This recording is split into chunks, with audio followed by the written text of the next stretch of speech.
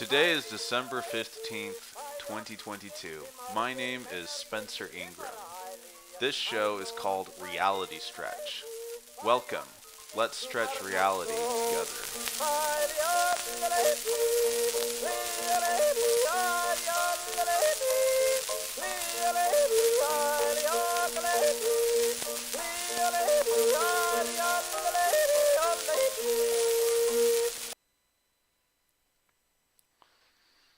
Alrighty. So what are we doing today? Let's figure it out. Alright, so what the heck are we doing here? So my name is Spencer Ingram, and my goal for 2023 is to do a daily live stream, probably from 6 a.m. to 7 a.m. It's 7 a.m. right now, obviously, but I want to do a daily live stream from about 6 a.m. to 7 a.m. and it's going to function as sort of my personal brain processing. I'm just going to talk about things that I think are interesting or important or actionable or productive.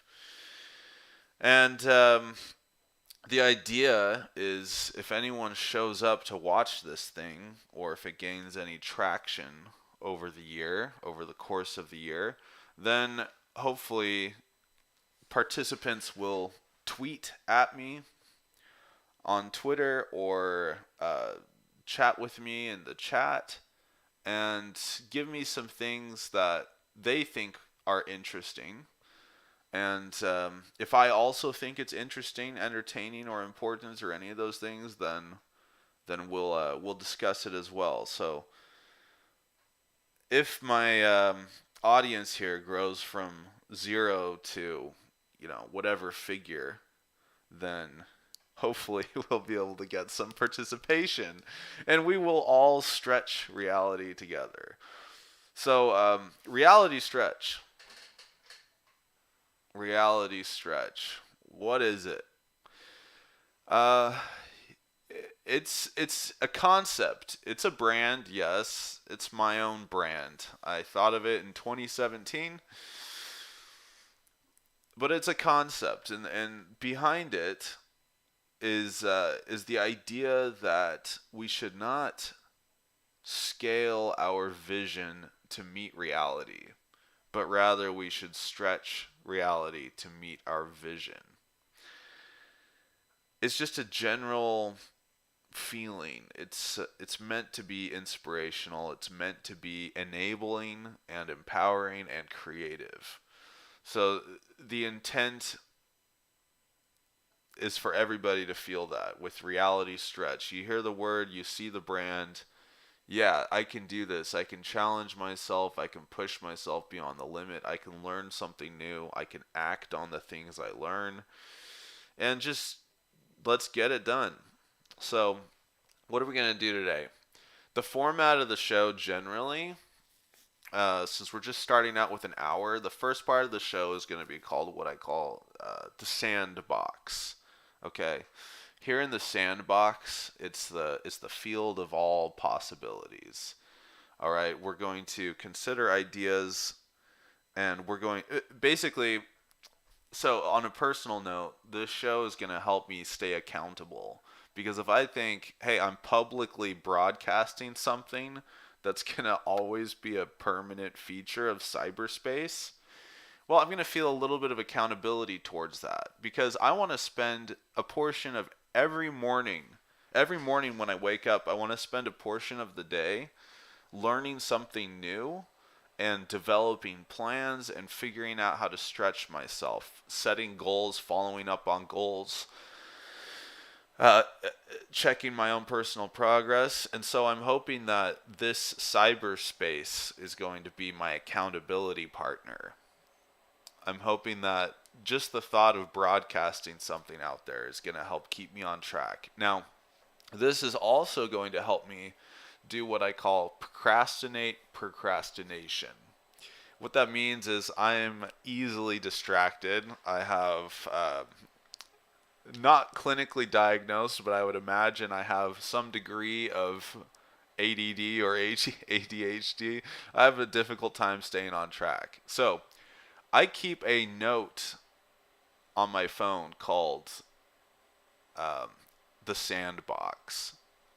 And what I'm starting to do is when I have an idea that I want to look into, I simply write it down. And there's something that's important. So the goal is to be more productive, to produce more, to give more, but in order to give, you have to have something to give, right? In life. So my goal is to be a more productive person. In order to do that, I need to cut down on distractions. Now, here's what's interesting. If you can overcome the initial impulse to be distracted and look away, don't try to stop it. That's very important because if you try to stop your brain, if you're like me and you try to stop your brain, your mind from wandering, good luck. Doesn't work for me. Might work for you, but do we really want to kill that or suppress that portion of ourself, that creative side anyway? I would argue no. But here's the thing, you can't let it run your life. You have to figure out a way to manage it. Now, here's what's interesting. All of life is time and people. How do we manage our time and how do we manage our relationships with people? So, all of life is time and people. So, if we, seeing as we have a limited time, how are we best going to use it? Now, the resource of money is generated, it's just an energy, and the resource of money is generated depending on how you use the two most important resources of time and people, using your relationship with people and how to win friends and influence people, how to influence them.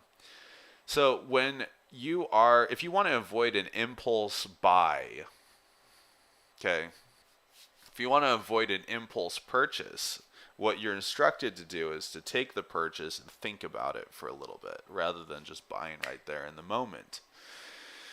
It's no different than your focus and attention, because your focus and attention are a currency. That's why everything in cyberspace is trying to capture your focus and attention, and there's a monetary value to your focus and your attention. And it's important to advertisers, it's what they try to capture, it's what they pay for. So obviously there is a currency to your time and attention. So just like if you want to avoid an impulse purchase, you need to put a little bit of time there. Don't buy it in an impulse. And the reason for that is to, a lot of people find that after they put a little bit of time in, after they're not in the heat of the moment, they find that what they thought was so important to buy right then and there actually wasn't that important. But if it is and they end up buying it, they had more time to consider it and really shore up their initial perception of it. So it's no different when you're talking about the expenditure of your time and attention. So when you're presented with a distraction, thank the distraction for showing up, because it's a new enlightenment coming into your life, something cool. It's a possibility. You're living in the field of all possibilities. So presented with a distraction, what should you do? Well, what I'm doing now is I take the distraction, thank it for coming, welcome it into my life, and then I write it down for treatment later. Okay, so an idea enters the sandbox, but I'm not going to investigate it or flush it out or process it or treat it at that time. I'm going to procrastinate the procrastination instead of procrastinating the primary purpose or task that is grabbing my attention or should be grabbing my attention at that time. So if I'm using time blocking and I've set up a certain time in the day for a specific activity and these distractions appear, they're great. Welcome them, but let them know that you will deal with them in their own time. So write them down, and my sandbox is a note that I keep on my phone where I put down things that I think are interesting or things I would like to look into further. And then this show, I will address things that seem interesting from the sandbox. I might look at my sandbox during the show and I might say, huh, that was interesting, but it's not that interesting. So let's not talk about it. So just like the expenditure of money, the expenditure of time and attention, we might find that something's actually not as interesting as I had originally thought. But once we filter through what's been presented in the sandbox, we move to the treatment phase of the program where we're going to consider the things that are in the sound box, consider selected items from the sound box. And then the final portion of this program is going to be the honing or mastery of a familiar craft.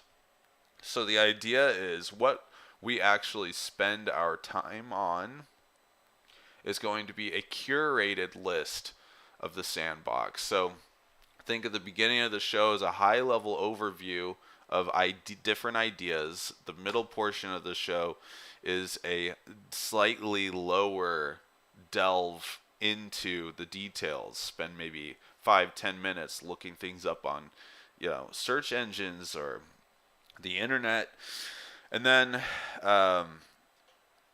the last portion of the show is learning a little bit more about something.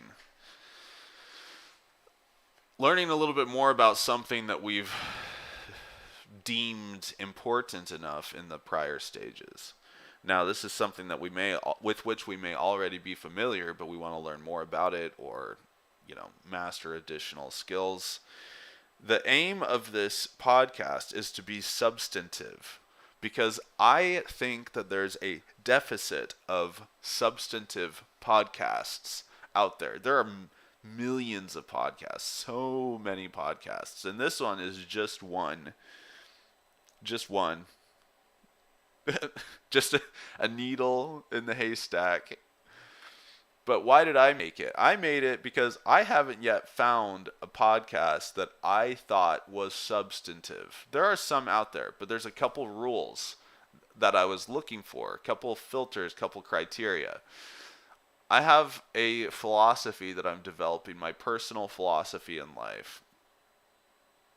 And it's leaning much more towards being very positive. What I'm getting at is I want to be able to, from a podcast, my ideal podcast is I learn something that is substantive and actionable, maybe inspirational, and hopefully entertaining. I want to be able to smile each morning. Okay, now, previously in my life, I've listened to a lot of political podcasts. I listen to Joe Rogan. I listen to Lex Friedman. I'll listen to How Stuff's Made. I love Darknet Diaries by the guy that goes by the name Jack Rhysider. Who knows who he actually is? That's a fun one about hacking, white hat hacking, etc. Black hat hacking. But that's a fun podcast if you're ever bored. I really like listening to, that guy's a great storyteller, by the way, for what it's worth. And then one of my friends turned me on to a podcast called The Brian Buffini Show, and it's changed its name to It's a Good Life Podcast. And the guy coaches realtors, but now he's starting to try to market more towards coaching small business owners, and which he's been doing from the get-go, but now he's just kind of rebranding it. Very good podcast. And, I stopped listening to politics, and why did I do that? I stopped listening to politics and national news. And why? Because I think it's not substantive anymore, and it's not productive. I think that the people that do political podcasts and shows are, hats off to them. I think that they're doing a very important work, and they feel they're doing a very important work. But most of the political podcasts out there are othering our fellow humans, our brothers and sisters. They're othering them with an insurmountable ideological barrier. And it becomes an echo chamber. So one of the things that I needed in a podcast was a show that does not other or make an enemy out of my fellow human beings. And that's a commitment I'm doing here. Is I'm not, there's this saying that I've heard thrown around in reference to the mainstream media that says, if it bleeds, it leads. Now, I'm located in Boise, Idaho. That's where I call home, the wonderful Boise, Idaho.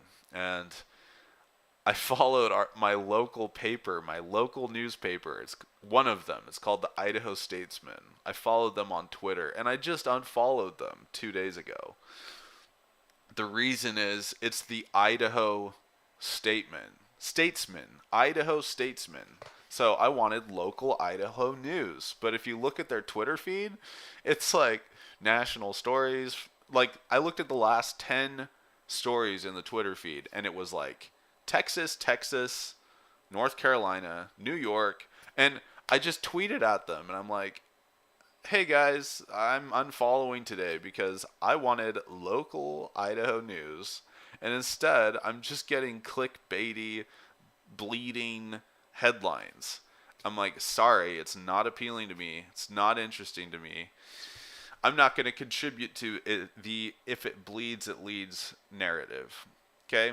I would rather have an actual news group that talks about current events in a positive, non-volatile light.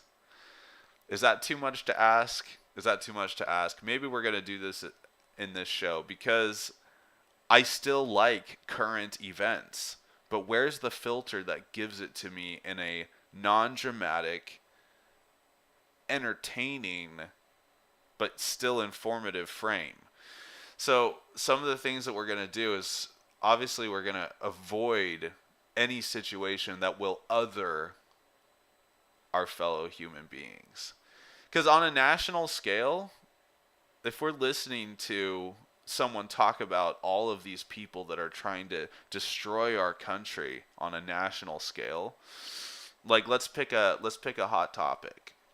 Let's say someone like Joe Rogan says that Joe Biden is like the worst president ever, and here's why. And I haven't really heard Joe go as far as to say that Biden is maligned or malicious.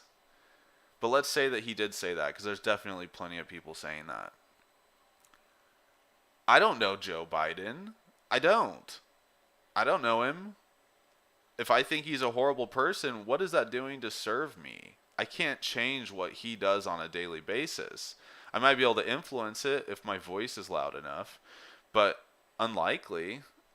Here's what I'll say about political philosophy. I really didn't, I didn't have anything planned today, but who am I kidding? I didn't have anything planned anyway. End of story. So might as well monologue about this stuff. And we can get into the sandbox here in a little bit. But my political philosophy in a nutshell, I don't define myself as a libertarian or an anarchist. This is what I'll say, but what I'm about to say will sound very libertarian. But I'm not a libertarian. Okay? I'm probably just an independent, to be honest. But what I will say is anywhere power is coalesced or centralized, it will be abused. If it has the potential to be abused, it will be abused. I don't care which party is in power. I don't care who's seizing control. But listen, I'm not othering other people. I am othering human nature and the potential negative consequences of following human nature. I would say history has shown time and time again that wherever power is centralized, then an individual or group who has made it their objective in life to gain power and control others has a path and a vehicle available to them to do so. Wherever power is centralized, or coalesced, it has the potential and a high probability of being abused. And when I reference abuse, I personally define that as coercion against general will, if such a thing as general will exists. Let's speak on individual terms. Using authority as a club to coerce a minority to bend the knee to the majority is not what I would define as a free or fair society. There are aspects of human nature that are unfree or unfair by default, to be sure. But I am in favor of decentralized, localized power, control, and authority. So I personally, no matter which political party is involved, I would personally rather see many rights return to the states and many programs return to the states. I am generally against the institution and expansion of federal programs. And that goes as far as, Medicare, Social Security, the Federal Reserve, all of that, all of those institutions, I would personally rather see them on the state level. I'd love to debate that if I ever hear anyone that's a strong federal. Is federalist even the right word for it? I don't know. I have a book. I have the Federalist Papers by Hamilton and Madison. Here it is, right here. Okay, yeah. I've got the Federalist. Maybe. Actually, yeah, it just is called the Federalist. I wonder if there's a difference between the Federalist and Federalist Papers. I don't know. Maybe that's something I'll throw in the sandbox. But anyway, someone who's a proponent of a strong federal government. Let's, if anyone ever listens to this who's a big fan of the feds, of the federal government, then hop on. Let's have a discussion. Let's have a friendly debate. So I'm not a fan of anyone who others other people, my fellow human beings. I'm much more of a fan of Lex Friedman's approach of just spreading love. Spreading love. But now I am in favor of othering negative aspects of human nature. Laziness, greed, selfishness, pursuing one's own self-interest at the expense of others. I will other attributes all day. And certainly there's a portion of me that are these attributes. But I hope that the portion that is love, sharing, caring, boldness, looking for truth, hopefully humble. I hope that the portion of me that are those things, it's like the two wolves analogy. We each have a dark side and a light side within us. We each have selfishness against selflessness. And if we're comparing our bests against other people's worsts, or if we're comparing their bests against our worst, we can't read other people's minds. So be forgiving of yourself, be forgiving of other people. Realize that all conflict in this life, all conflict is a result of a misunderstanding and malignment of principles, not understanding other people. I knew someone once, a good friend, who said that there are only two types of people in this world: those we love and those whom we do not yet understand. I love that quote. It's not my own. Don't know where it came from. Don't want to look it up right now. I don't know, man. On the internet, who's to say I could even find a reputable source saying who that's from? But maybe I'll look it up. Maybe that'll go into the sandbox for another time. So look at this. I said we were going to look at the sandbox and pick some interesting things to talk about. And then I went on a monologue about philosophy and my views on politics.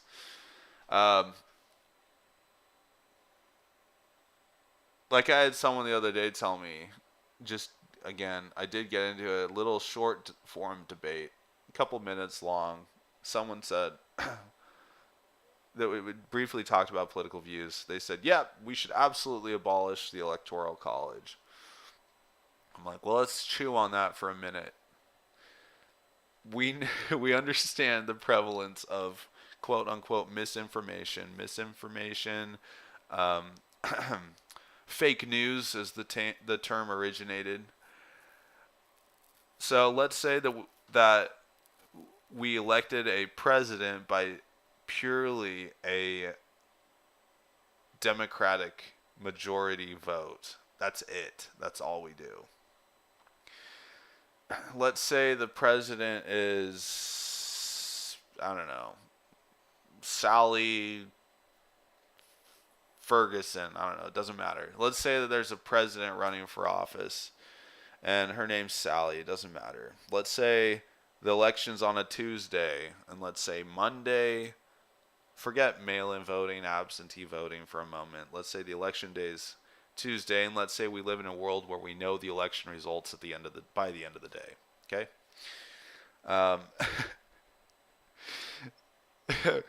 Imagine we lived in that world. That's so funny. It seems like it wasn't too long ago. Anyway, Monday night, a story gets blasted out by an institution that doesn't really care about his credibility or does not admit culpability because they were just passing along a leaked info. Let's say a story comes out late Monday night that says, hey, Sally beat her pet dog to death and malnourished them, then beat the dog to death. And that comes out the day before the election. How do you think that would influence a purely majority vote? And is that so different from what we do now? Does the Electoral College, help? I don't know, but it's something to consider. I'm not saying that it's like the end all be all, we can't change it. What I'm saying is let's have a discussion, because what would happen in that instance is that news story would come out and there would be chaos, and it would definitely influence. If that story was widespread, it would definitely influence the outcome of the election. And then that news source, that news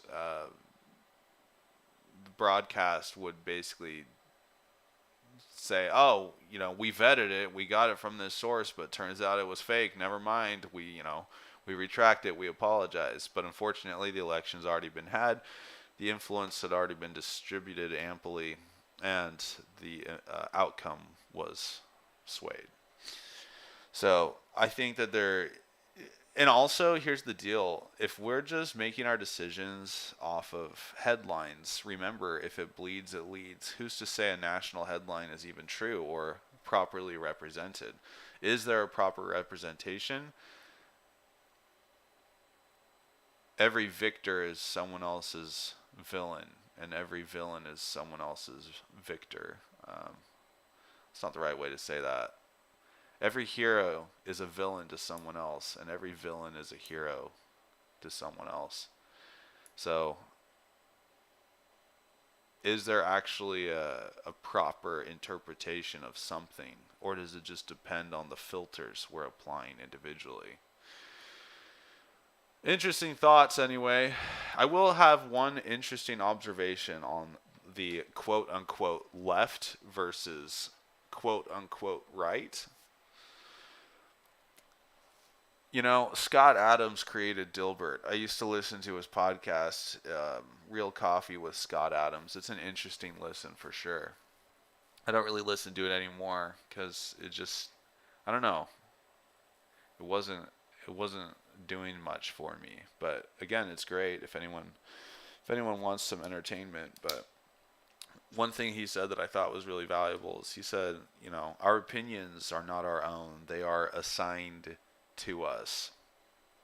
And I was thinking a lot about that. I think that that's very insightful. I think our opinions are largely assigned to us. So where are we going to subscribe to receive our opinions? And one commentary on the left versus right dialogue is we're seeing what Elon Musk is doing right now, dumping the Twitter files, highly entertaining. Everybody I'm just viewing it as entertainment. I wouldn't get I wouldn't allow myself to get worked up about something again that I can't control. So don't lose sleep over these things. Smile, acknowledge, and move on. Because again, none of us are a party to the actual context. And I sincerely believe that there's a portion inside of everybody that wants to do good and wants to do the right thing.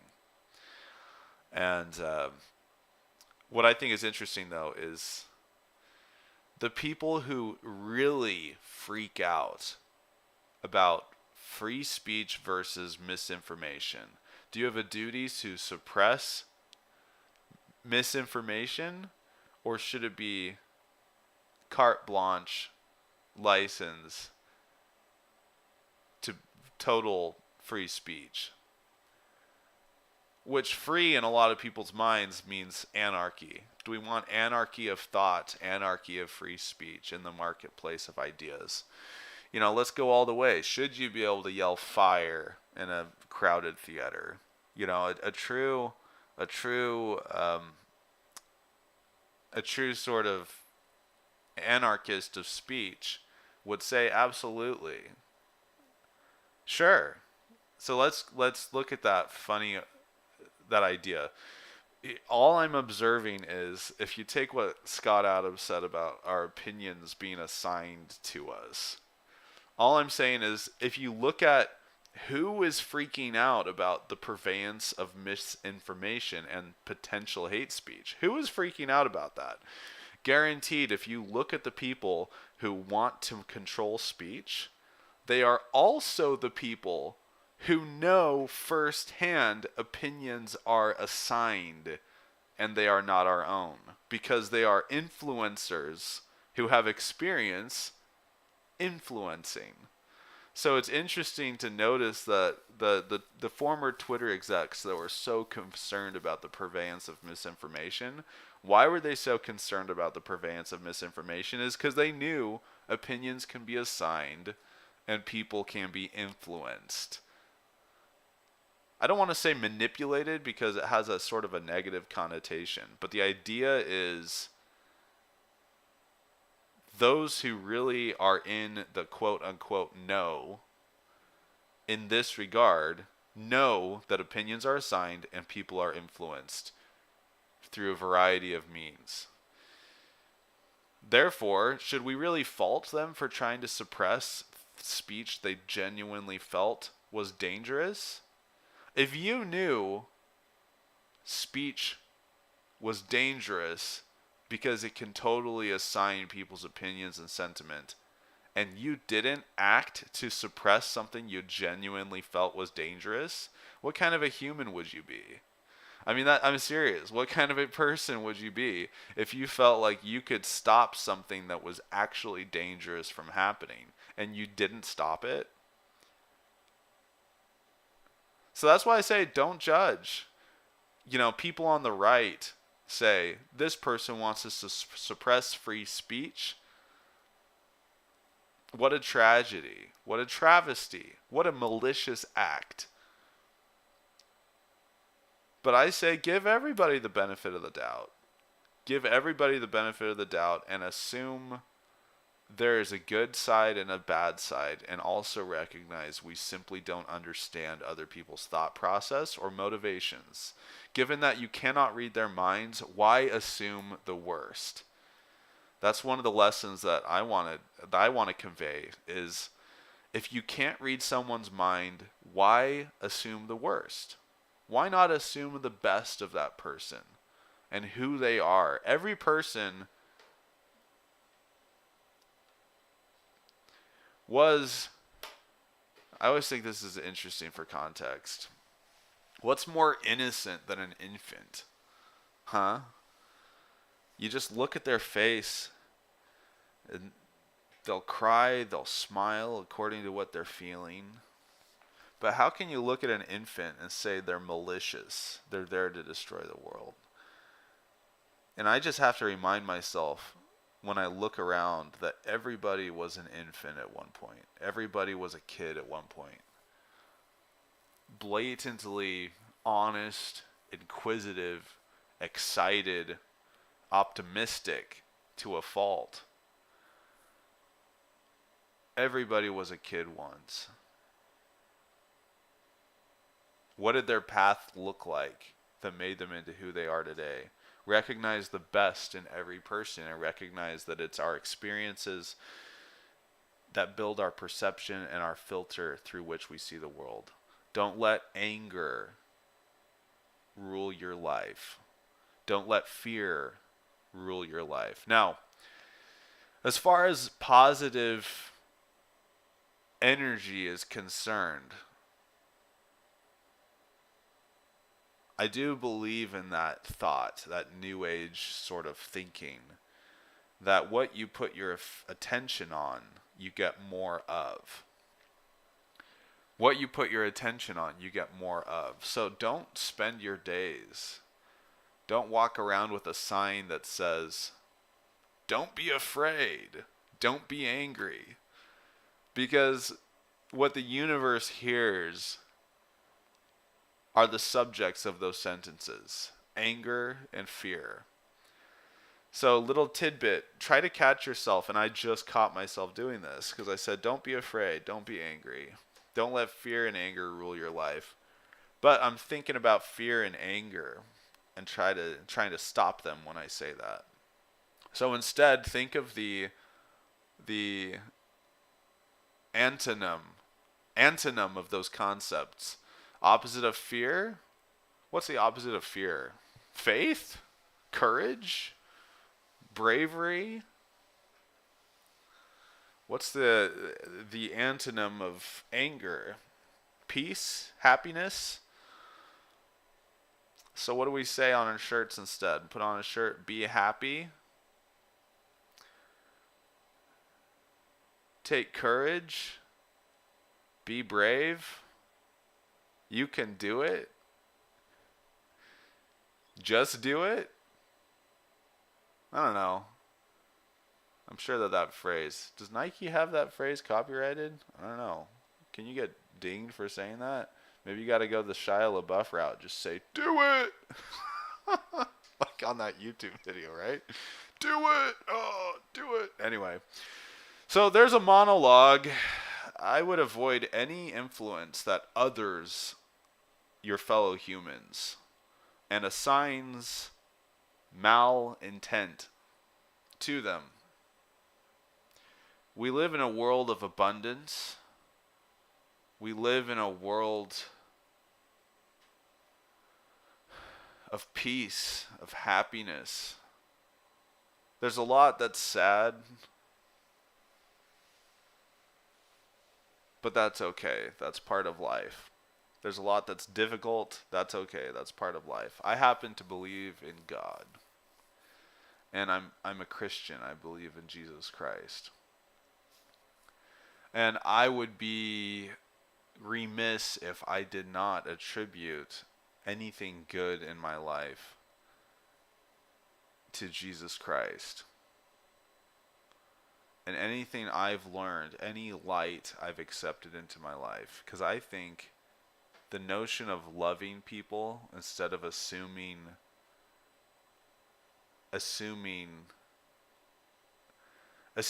the nefarious intent of someone who's not even in our immediate circle of influence is a losing battle and an unproductive battle. And I believe that Jesus Christ taught us to love one another as he has loved us. Now, if I became friends with someone and I learned their philosophy, and I thought there were errors in their philosophy, I hope that I as a friend would find a loving way to address it and discuss it. If I had a friend who said, every single day I find a way to kick someone in the shin, and I say, well, that's not very nice. He said, yeah, but the trick to it is you got to kick him in the shin in a way to where you're not personally liable for it. You can get away with it, scot-free. Is it scot-free, scotch-free? What's that phrase anyway? I just say it. Let's say scotch-free. You can get away with it. No one's going to catch you. You're not going to get sued. You know, but let's say you have an invisibility cloak from Harry Potter. You throw on the invisibility cloak, and his goal, this friend's goal, you know, just want to kick one shin every single day. You say, why? Say, well, because it's funny. You watch that person, they're bewildered. They don't know who kicked them in the shin, what kicked them in the shin, why the shin, did anything even kick them, or did their shin somehow implode and now they're limping off, and it's hilarious.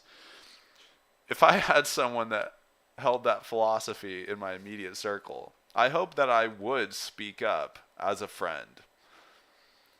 I hope that I wouldn't say, you do you, you know, you do you, boo. To each their own. I hope I wouldn't say that. I hope I would discourage, if they're a friend, or even just merely an acquaintance, I hope that I would discourage them, and this is how I would do it. Friend, that's interesting that you like to kick people in the shins and you find some satisfaction from that. Tell me about that. What does that mean? And I hope we would have a discussion about it, and I would find a way to take their side initially and then slowly bring them around to seeing that there are better ways to spend their time other than kicking people in the shins. I think in general, that's the method that we should take to flush out an idea. We might come through on the other side finding that it was our idea that we previously espoused that was incorrect, and now we should change it. We're willing to change. But the only way that we can all align is through an open dialogue. I definitely don't recommend going and kicking people in the shins. Why? There's a little bit of a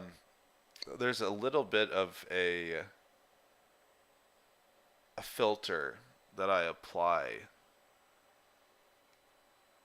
to general processes and philosophies.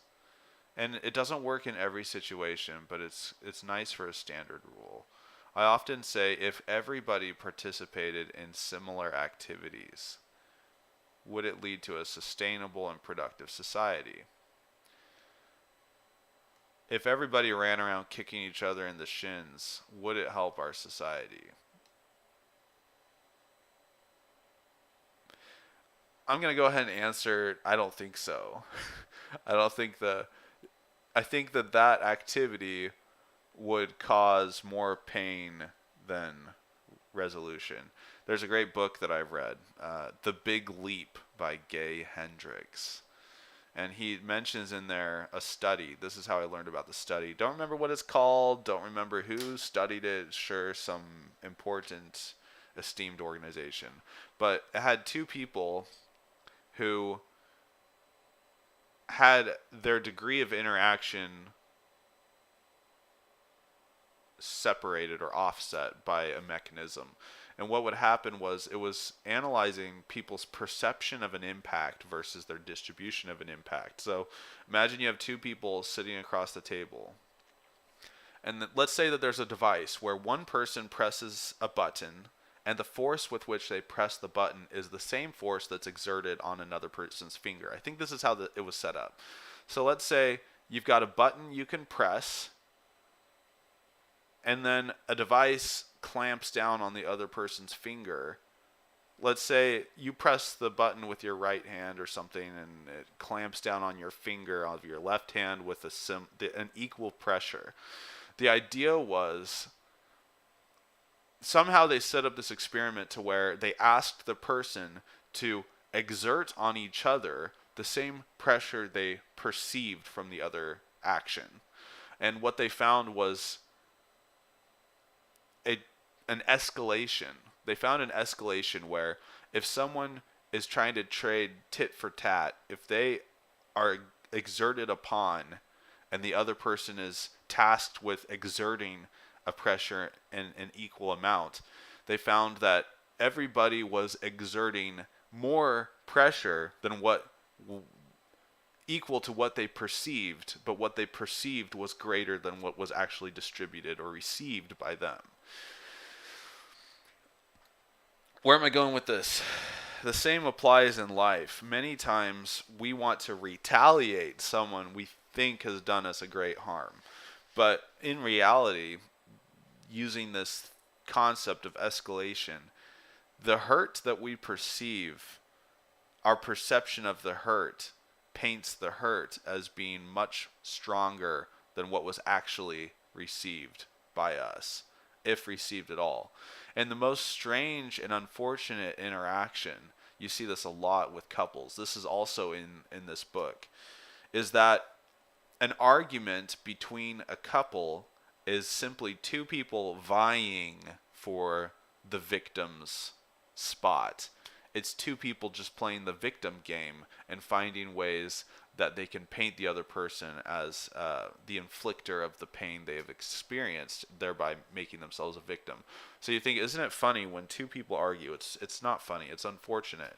When two people are arguing, vying and competing for the spot as the victim. We want to be the victim. This person hurt me, injured me, oppressed me.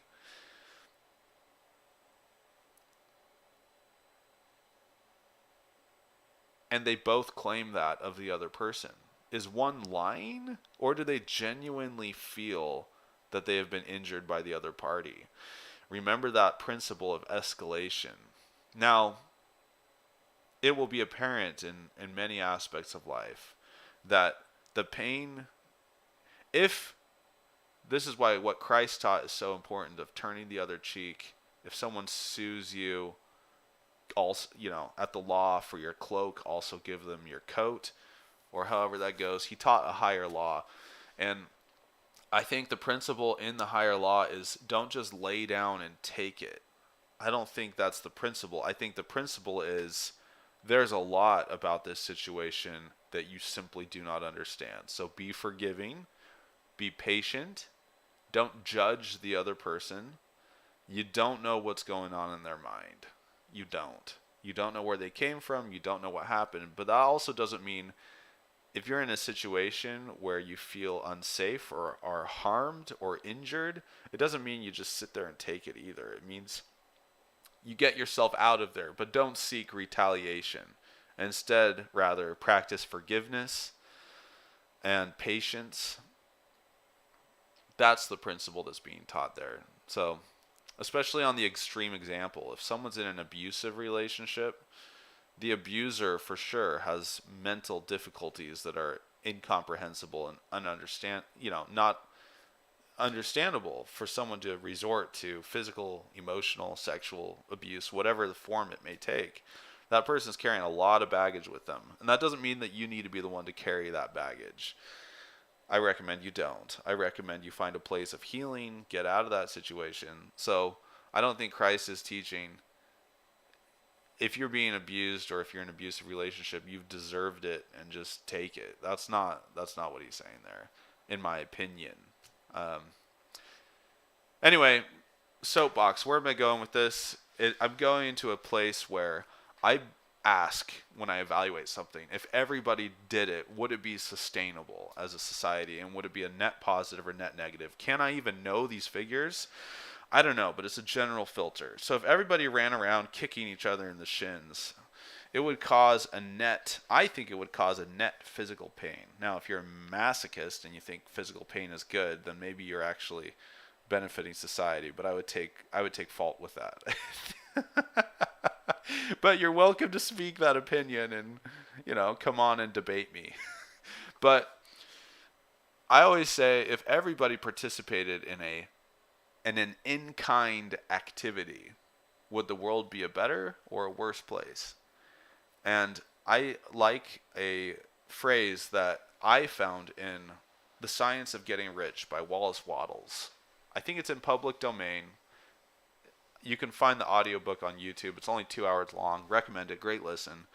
There's a phrase in there that I've adopted. More life to all and less to none. More life to all and less to none. We don't advance in life through taking advantage of other people, but finding ways in which we can work together with people in a mutually beneficial way. A lot of people have gotten rich or wealthy by taking advantage, what I would define as taking advantage of other people. They might define it differently. But again, I don't judge those people. I'm just giving an analysis of what I believe to be the outcomes and results of their actions, what I perceive them to be, and they would probably perceive them totally different. I knew someone once who bought a piece of property off a kid who inherited it and couldn't afford the property taxes. So this person I knew offered this kid far below the market value of the house, and the kid accepted it. And this person I knew thought they did the right thing, or at least they said they thought they did the right thing. I believe otherwise. I believe people try to find real estate deals, and if you can find them, more power to you. But I personally would rather find something where I'm not a real estate investor. I would find something like a distressed property that maybe needs to be fixed up and people just aren't willing to put the sweat equity into it. Or maybe you can find some tax investing or gimmickry or trickery or something. That's fine. That's more like gaming the system. But I think straight up taking advantage, in my opinion, here's where I'm not comfortable ethically with what happened there. If I would have been the person that's like, hey kid, you can't afford the taxes on this place and you just want it out of your hair, here's a far below market value offer. But I don't tell him that. I say, I'll give you this much money for this house, get it out of your hair, you don't have to pay the taxes on it. To me, I would not sleep well that night. But some people would. Some people are like, hey, the kid is a legal adult. They made a conscious decision. They voluntarily entered into this agreement. But to me, it is not, as a society of this planet, as a citizen of this planet, as a fellow, as a human being, I feel like that buyer took advantage of that seller, because that kid who couldn't afford the property taxes, had he been given better advice, could have sold that home at slightly below the market value if he wanted to get it off his plate faster, but walked away with about 100% more than what he walked away with. Now, you might find definitely the next step in the ethics would have been to admit, look, kid, you can go on the market and get almost twice as much as I'm offering you. So are you sure you want to move forward? Because this is a great deal for me, and I'm happy to take it. But I need to let you know, if you went to an actual realtor or did some research, you could get this property sold for way more. Anyway,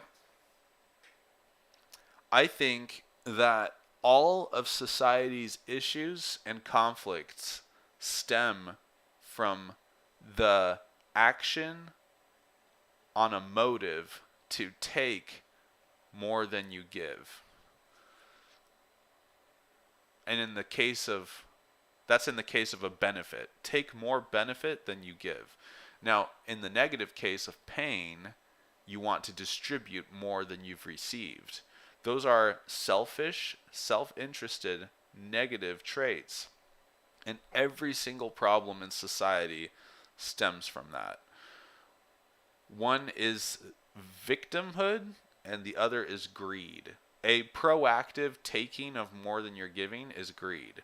A reactive distribution of a perceived injustice in excess of what was actually received is a proactive victim. But every single ill in society, anything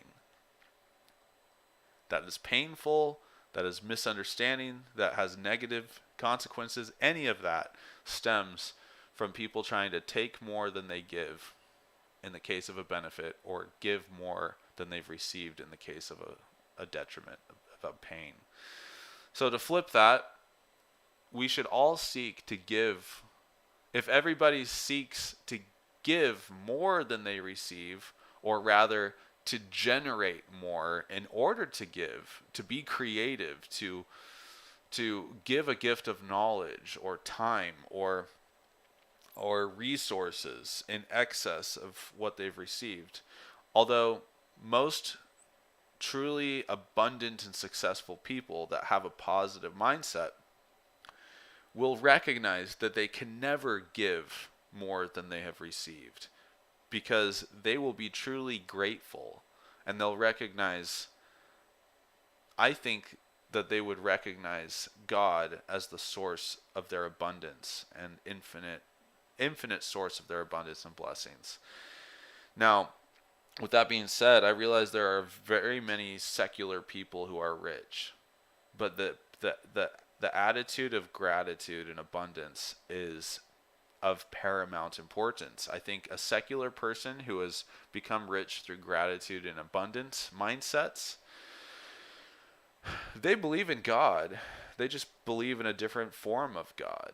They believe in the universe as God or some sort of positive entity, but there is a God in that person's life, and they're grateful for what they've received. And again, it is possible to become rich, successful, and influential using greed and selfishness. It is. But that's not, in my opinion, that's not the way to flow with the universe and align yourself with God, because that activity is contrary to your nature, to God's nature, and the nature of the universe. And you're going to find, in my opinion, karma will come around. You reap what you sow, and in one way or another, whether in the form of an awful personal life, not having any sincere, genuine friends. Remember that song by ABBA called Man in the Middle? It says he's got all these things, but he can't buy an honest friend. Got all the things money can buy, but can't buy an honest friend. I love that song. Hopefully we'll get a renaissance of that at some point, because it's very profound, very countercultural. I think that we should all focus on increasing our positivity and our abundance mindset, aligning ourselves with, one of my friends says, our best timeline. He's always saying, we're on our best timeline, and he says that every single day. He's a cool guy. Anyway, so coming back to the filter, is it a net positive for society if everybody participates in this activity? Or is it only a net positive for the participant?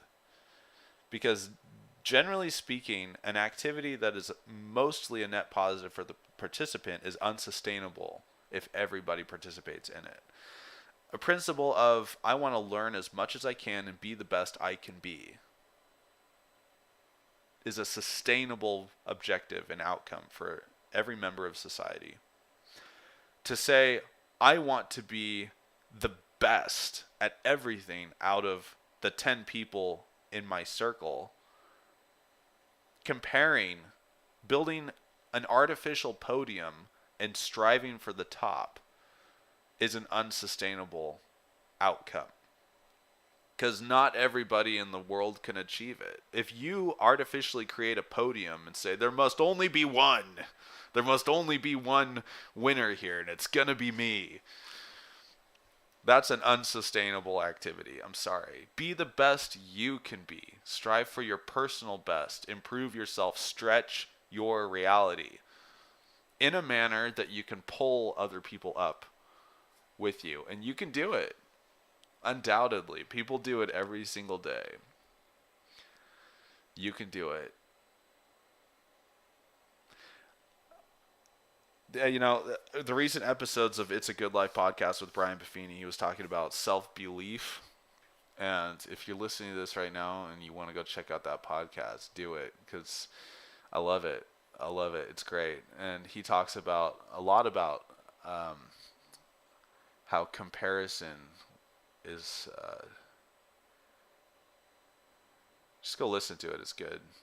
Talks a lot about how you shouldn't compare yourself with other people, kind of like I mentioned in the past, because you're comparing your worst to other people's best or vice versa. And if you're comparing other people's worst to your best, then you're artificially boosting your ego in a detrimental way. Going back to my general evaluation, if everybody were to theoretically, hypothetically participate in this activity, is it sustainable? I think that Ponzi schemes, situations where, hey, here's a deal, you do all the work and we'll split the benefits 50-50. The Tom Sawyer method. Ponzi schemes, like I mentioned, other types of schemes, they don't pass that test. They don't pass that sustainability test for me. Because a Ponzi scheme or a pyramid scheme, let's look at a pyramid scheme by default. The essence of a pyramid scheme is you do this, you do X for an X plus half of X benefit. And the way you gain the X plus half of X benefit, so 1.5 return, total return, or a 0.5 return in excess of what was invested. The way you gain that benefit is to get 2 more people to sign up or 2 more people to participate. It's a pyramid by definition. A pyramid scheme is unsustainable because let's say everybody on the planet participated. Well, then about half or more of the planet is going to lose. A net loss. The gambling, if everybody participated in the Powerball,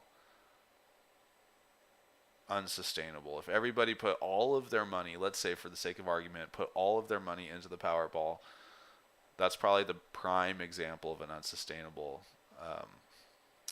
endeavor. No, hardly anyone is going to benefit equally from that type of activity. So does it pass that sniff test of is it sustainable if everybody participated in it?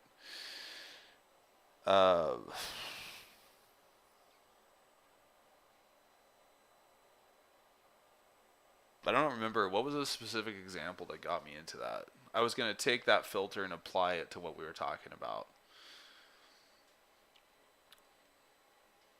Anyway, those are just general rules. I guess today I'm going to look at some more things. What are some things that are in the sandbox? I'm going to hop off here because it's been an hour. But what are some things that are in the sandbox? There's a lot of fun stuff. Let's just talk about what's in my personal sandbox, okay? And let's slap some things in the public sandbox. So I'm going to switch my view here. For people that are maybe listening to this, I have a document that is the public sandbox, because I keep a private sandbox and then I select things that I think might be of interest and put them on the public sandbox, of which I haven't done. What are some things in my personal sandbox that I think are interesting and relevant for today, to society today? First of all, I think Chat GPT. If you're sleeping on this, check it out. It's incredible. I love it. It's so much fun. Chat GPT is a chatbot language model artificial intelligence from OpenAI. And you can just sign up for it if you just Google Chat GPT OpenAI, you can sign up for it there and you put in a prompt and it spits out some things based off its language model training. I want to play with that because it's awesome. So I'm going to throw in the sandbox, maybe for tomorrow or later. Chat GPT. I've been playing with it and it is so much fun. Also, I like to explore things that are in the public domain. And among those are LibriVox for audio recordings, Project Gutenberg for ebooks, and Now, let's talk about more audio. Very exciting, and lots of people don't even know that this happened because it's been flying under the radar. But don't sleep on this. National Jukebox. National Jukebox. Did you know as of this year, any audio recordings that are available that were recorded before 1922 are now in public domain? Yay! Don't we love public domain, open source work, etc. The nice yodeling intro, I love it. I love it. But the intro I played at the beginning of this stream, or this program, if you're listening to it later on demand as a podcast, I'm gonna take the recording of this stream and publish it as a podcast every day after the stream. Anyway, that little intro you heard, that yodeling intro, that was recorded in well, actually, let me just put this on the to-do in the sandbox. Talk about the intro. I pulled that off the National Jukebox. It was recorded prior to 1922, and I will tell you about the guy who recorded it, and let's see if we can Google and find his backstory. I don't have it in front of me right now, but I saved the MP3 with all of the guy's details that did the recording. I want to say it was like in 1911 or something like that. But National Jukebox is a treasure. It's a treasure and contains so much info. Let's see. And so many fun recordings. There's opera, classical music, yodeling, ethnic music like Irish music, blues, jazz. I mean, it's great. It is great. What else is in my private sandbox? We can talk about AI art. This person does not exist. It's a website where you just refresh and it spits out an AI generated person. We can do schoolwork. I still am in a college course right now. We can talk about Ponzi schemes. We can talk about open source education like MIT's open coursework. We can do some of those together and talk about them on the show. We can talk about politics. I'm not opposed, but it has to be done in the lens of what I've already mentioned is my personal philosophy of never. We are all one big human family. Let's love each other and pursue sustainable, positive, net positive interactions. So I won't have any sort of. I'm willing to debate someone who other people, but within the debate I will vehemently discourage that sort of a lens. I also want to talk about, here's some things. I wanted to talk about, if any of you listen to Joe Rogan, he had on this guy a couple weeks ago. It was Graham Hancock and the other dude. Dang it, can't remember it. I'll have to. But anyway, he talked about this guy that was doing a bunch of revolutionary tech things, and they were going to open source a bunch of info. I have the address of that. I was able to find it on a Reddit thread. It's strikefoundation.earth. So that's interesting to me. I wanted to go through strikefoundation.earth together, see if there's anything interesting there. So I'm pasting that into the public sandbox. News and social media from a positive lens. If we want to read some heartwarming story about someone saving a penguin in distress, well, that's something we can read about. Interesting headlines. Okay, let's talk about business. I'm going to say 5 business elements by Face. I called him Face because I couldn't remember his name. But I've got a book from him right here. Josh Kaufman. Josh Kaufman is Face. He's got a great breakdown of a business. Define a business in 5 elements, and he does a great job with that. And I think it's so important. I want to talk about it because this will also be a business-centric show. Because I think one of the most noticeable ways and best ways to stretch reality. We don't want to scale our vision to meet reality. We want to stretch reality. to meet our vision and goals and objectives, okay?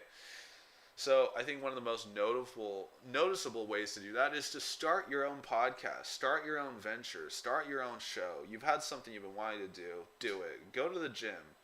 But I think one of the most noticeable ways to stretch reality is to create something like a business or a venture. Create a logo, right? I got on a vector graphics editor open source program called Inkscape to make my very simple reality stretch thing there. But what I did was I just put a bunch of squares, stacked them together to make an R and make an S, and then each square I took the color spectrum 255 increment thing, whatever you call that, and I just divided it by the number of squares and incremented each square's color. So that reality stretch logo, that wasn't in existence before I just visualized it and pulled it out of my brain. Said, this is what I want to do, let's do it. And, someday I'll probably brand it, put it on a nice hat, put it on a t-shirt. Everybody sells stuff. But when I see that logo, I'm like, hey, that is something that didn't exist before I helped bring it into existence. Now, my good ideas are not my own. Like I said, I believe in God. I believe in Jesus Christ. That's my personal philosophy, and I think anything good in my life I haven't generated. I think it's been influenced and encouraged and brought about because of my relationship with God.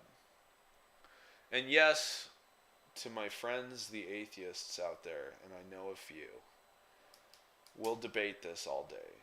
Isn't it pessimistic to assume human nature is inherently evil?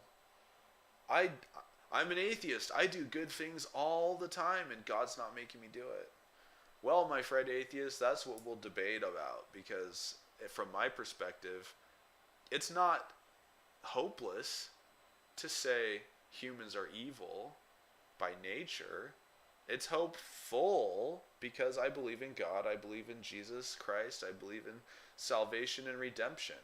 And I'm not an infinite source of truth and light, but I believe God is. So wouldn't I rather be harnessed or tethered or yoked with an infinite source of truth and light to improve my life? Absolutely I would. Absolutely. So to my friends the atheists, yes, I know it offends you. It has the potential to offend you. But I sincerely believe all the good things you've done in your life are because of God. And that's what we can debate. But yes, that is my personal belief. My friends, the atheists. And I love the fact that I can believe in God and still be good friends with someone who doesn't. And even have a wholesome debate about it. It's through not discussing things, how can we ever reach an understanding? So maybe that's a good challenge for this week. Should we do a challenge? Can we do a challenge? Let me write here. Challenge. Find someone you disagree with and chat with them in a positive way about the disagreement. People who just say, find things in common and talk about that. I'm like, yeah, but that's not as entertaining. As long as it comes from a perspective of love. I don't like listening to podcasts where they promise a lively and spirited debate, and then it ends up just being people agreeing all the time. How boring is that? It's inspirational because two people you thought would disagree end up agreeing on things, but it's not entertainment. I'm not saying there's a difference between a discussion and an argument. To me, what is entertaining is two people that disagree about something and acknowledge the disagreement and don't just brush over it and say, well, we know we disagree. Let's agree to disagree. Let's move on. I'm like, no, don't argue. Don't contend. But let's flush out this idea. Don't just gloss over and ignore it, validating each other's disagreement and moving on. If both parties are capable of having a constructive disagreement and discussion, and you don't deliver it, how is that useful? How is that helpful? How's that entertaining? Right? So the other thing about this show is it's going to be like a personal journal as well for me. So this is going to be my representation of who I am and what my philosophy is, and it's out there publicly in cyberspace for everybody. All right. So find someone you disagree with and chat about the disagreement in a positive way. Okay. What are some other things that I enjoy doing? Let's launch another podcast. Launch another podcast. And what do I want to launch? Right off the bat, I'm going to call it just a short blurb. Maybe I release it 3 times a week. And because I'm not going to spend a lot of time, look, I have a full-time job. This activity is simply something for the productive morning hours to get my creativity and brain juice going. And while I'm working my normal day job, when I think of distractions, I throw them into my sandbox for treatment in this morning show or program. Okay? So within that there's another podcast that I want to launch. This is really the first episode. Okay? I did a test episode just to make sure that this streaming platform was working, but it's not really substantive. I'm not saying this one has been. It's just been me rambling. But maybe there's someone out there who will hear me ramble and something will resonate enough for them to be able to say, I want to be able to participate in this reality stretch community. Because that's what it is. It's a community where people can pick things that interest them. And I'll just talk about it on here. Like I said, hop on, tweet at me at reality stretch. Your good ideas. This is the Good Ideas show. We will talk about the good ideas. We'll debate the good ideas. If you want to chat at me in any of the live stream chats, I don't have it pulled up right now, but I'm gonna have another screen. I've got 4 screens. I've got one that I did do it today because this is like the first thing, and besides, I don't have any viewers except for one bot that's trying to sell me their automation abilities. That was actually on the last stream. I don't know if anyone's watching, but I'm going to assume not for this stream. But because I haven't done anything to spread the word, I bet my sister is going to listen to this later, maybe as a podcast, but she doesn't know I'm streaming right now. Shout out to my sister. You know who you are. And I hope she will come and participate on this show because I've got 2 sisters and they're both the bomb. I don't think my wife will want to participate. It's not really her cup of tea. She thinks my brain has the potential to be an unfortunate space that shouldn't be visited.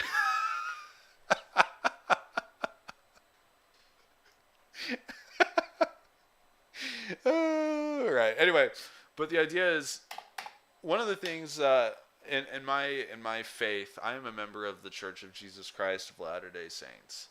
Okay, and there's I guess I could say a prophecy. I can't even cite it right now because I don't know where it is. But there's a prophecy about our nation that someday the Constitution will be, quote unquote, hanging by a thread. It will be in peril.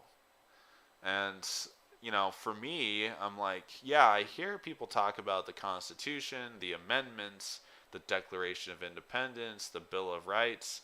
I don't necessarily know the history of these documents nor the content of the documents.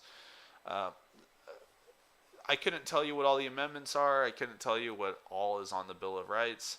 So I just thought it'd be a good idea just to project out into the ether in cyberspace brief snippets of what these founding documents are, their backstory, and we'll learn about them together because I don't know much about them. I've read the Declaration of Independence, an immensely inspiring document.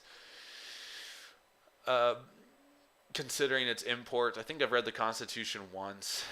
don't remember any of it other than just the beginning, but who doesn't know the beginning?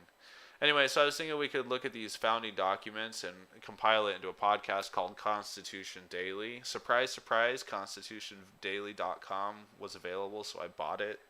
Maybe I'll post a site up there. Anyway, back to the sandbox. This is my problem, guys, because my brain is doing this all day.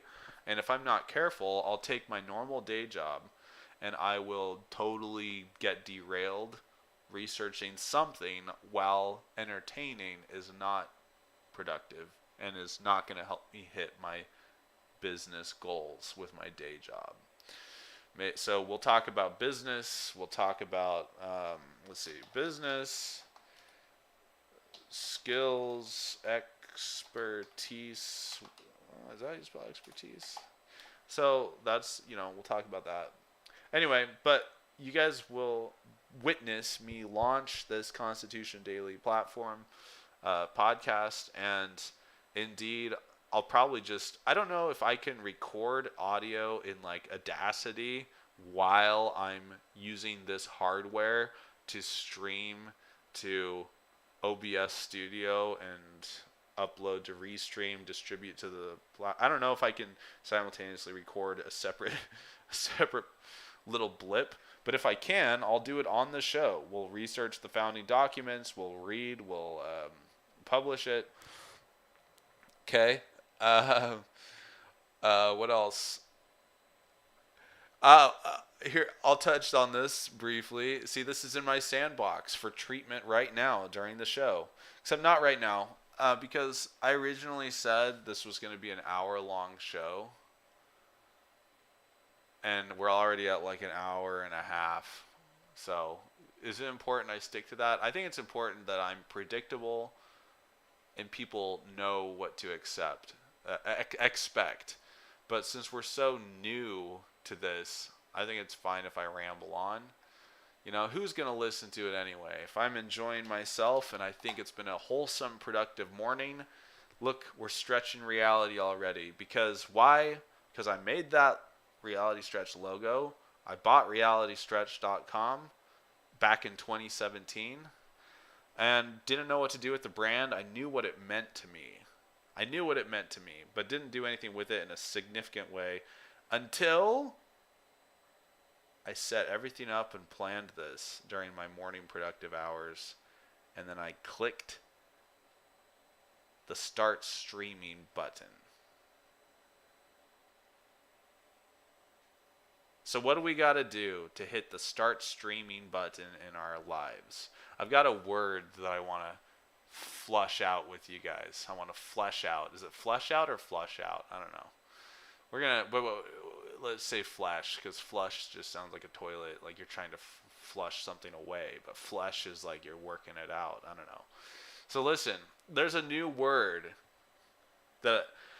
are you a wordsmith? Is anybody a wordsmith?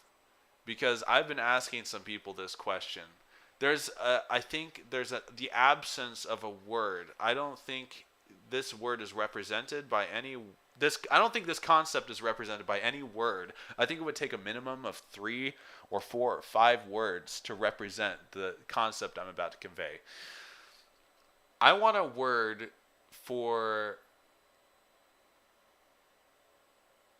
someone who is responsible, proactive, aggressive, and excited in squashing tasks and taking them through to completion. And I don't think there's a single word that represents that. I was thinking squashability or squashableness, but then that sounds more like the ability for something, how easily is it squashed? It sounds more task-oriented and less the athlete that is completing the tasks. So imagine you give someone a list of tasks, or you yourself have a list of tasks. The spirit by which you aggressively and proactively, skillfully, definitively knock out those tasks in a quick, in an expeditious and accurate manner. What is that word? Not dependable. Dependable means you can depend on someone to do something. but it also doesn't embody, in my opinion, their attitude or ability while doing it. Responsible, to me, indicates you are responding to something, and we can count on you to be responsible for something. Meaning, if you're responsible for a house and the care of the house, and the plumbing goes, the sink has a leak, you are responsible for fixing the leak. To me, it's too reactive and passive. Yeah, you have to be active to do something about it, but it doesn't reference timeliness in your attitude while doing it. So, what is this word? If you are a wordsmith, tweet at me at RealityStretch and tell me what this word is. I have a candidate, and I don't think it's a great candidate, but I'm going to use it for now. So first I'm going to say the word, and then I'm going to define it. And we'll have to, I don't want to do it right now. We can do that potentially in another show. Right now, the best candidate,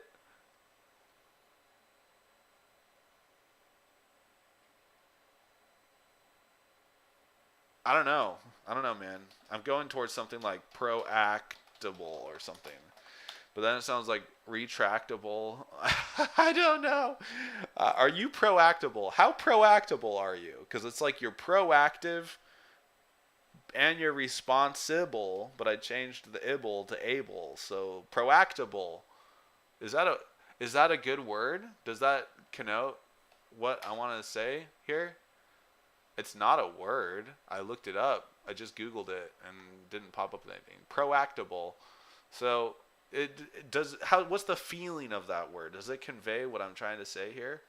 I don't know. But there needs to be a word that embodies someone's ability to accurately get something done in an expeditious manner, take ownership immediately and squash it, crush it, knock it out of the park, and do it again and again and again.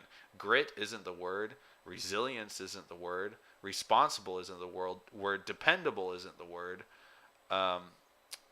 Integrity isn't the word. Those are all aspects of what I'm trying to say. But this needs to be an adjective that describes someone that embodies the ability to get stuff done well, quickly, and with a smile on their face. So proactable. How proactable are you? What's your proactability? Like, I don't know.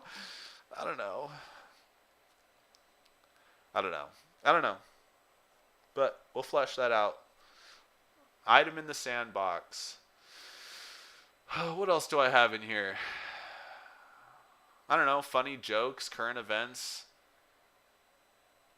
Here's something I enjoy doing for fun. I like looking at real estate in other countries. I went on a mission for my church, the Church of Jesus Christ of Latter-day Saints, from 2012 to 2014, and I was in South Africa, Cape Town. I was in the eastern and western Capes. Cape Town, Port Elizabeth. I was in a place called Knysna, Grahamstown, Google that too. Grahamstown was just renamed Makanda, which I think is really, really funny how similar it sounds to Wakanda, but whatever. I don't know. When the Ministry of Culture changes the name of an entire city, I wonder how widespread the adoption is, or how quickly the adoption takes. Maybe during this show, maybe I'll contact one of my friends that lives there and say, so what? The Minister of Culture renamed the city from Grahamstown to Makanda. So what did that mean? What influence does it have? And do all of the locals refer to it as Makanda now? Or do they still call it Grahamstown? That would be an interesting thing to hear about, wouldn't it? For me. May not be interesting to anyone else, but it's interesting to me. And considering I have an audience, a vast audience of none right now, then I just get to do what's interesting to me. And that's pretty much going to be throughout this entire show. If it's not interesting to me, if you tell me to talk about something on this program that is not of interest to me, it's your responsibility to make a case as to why it should be interesting to me. And you're more than welcome to make that case. So what I will say is, if someone pitches me with something that I should talk about, they want me to talk about, and I don't find it interesting, I will tell you that's not interesting to me. Make a case as to why it should be interesting. And if I find your case compelling, then I will talk about it. Now, since the goal of this podcast here, this show, this podcast, is simply a way for me to vent, express my thoughts and interests, I want to be very clear. If I never have a single viewer and all this just gets there in cyberspace, remember the intent for which I'm doing this. It's a really interesting idea. Is I've asked this of people. If you were to build a time capsule specifically for an extraterrestrial audience, if you were to build a time capsule that embodied the human spirit, achievement, driving philosophy, first we have to define what is the size of the time capsule itself, and are there any limitations to what can be stored therein, either by quantity or volume. Some people have told me I would put the whole internet on a hard drive. You'd stick it in the time capsule. I'm like, yeah, but sophistication is one of the highest forms of simplicity. So wouldn't a very advanced society, what if they didn't go the route of PCB boards, silicon? What I'm getting at is, what if society went a different route of development and they don't have a way to view a hard drive? What if they look at it and treat it just like a rock? Be like, well, here's an interesting, brick with that's pretty dense. They put it in the time capsule. Maybe it's like a counterbalance. Maybe it's like a weight to just help, like, seriously, like, I'm just curious. Why assume that another civilization has the ability to parse our info? So is that allowed or not? Can we just put a hard drive in there with a bunch of info? Maybe, but how useful would it be? So my question to people is, you had to embody human spirit and achievement and history in a time capsule. What goes in there? What goes in there? It's also, considering that our individual experience is framed by our individual filters and perspective, it's also an interesting way to flesh out what's really important to someone. What is really important to someone? How would they represent humanity to an extraterrestrial species if we were to launch a time capsule out there? I know we've sent some similar forms of time capsule. What was inside? I don't know. I don't remember. There was like some newspaper articles. When were they sent? What are the instances in which we've sent time capsules or communications out there for space, in space? So let's put also on here, extraterrestrial time capsule. Okay? So that's something for treatment in the sandbox. We'll come back to the sandbox and we'll talk about it. Maybe devote a whole episode to it, because it's definitely worthy of consideration.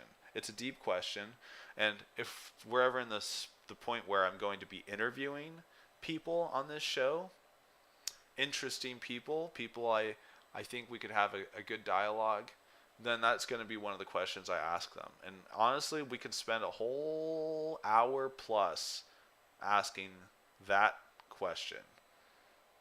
Sending an extraterrestrial, a time capsule intended to represent the human species. Because you also have to think, what's our intended audience of this time capsule? We can say, how would the time capsule be different if you weren't sending it to extraterrestrials, but you were sending it to a country on Earth?